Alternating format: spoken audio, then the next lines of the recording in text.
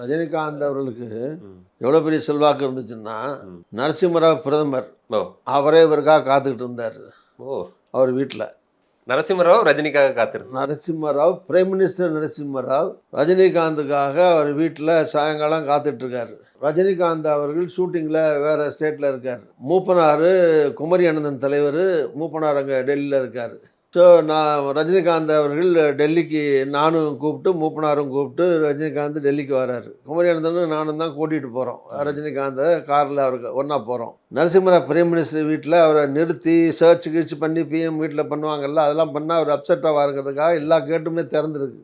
ஓ car சொயின்னு நேரம் போகுது.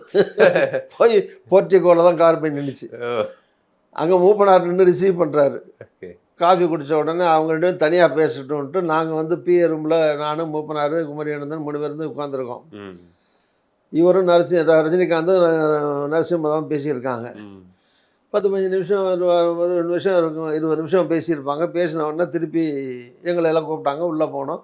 நரசிம்மராவ் வந்துருச்சு கும்பிடு போட்டு போயிட்டார். Okay Rajinikanth was not happy, கொஞ்சம் அப்செட்டாக இருந்தார். ம் அப்போ என்னன்னு வந்து ரூமில் வந்தோன்னு கேட்டேன்.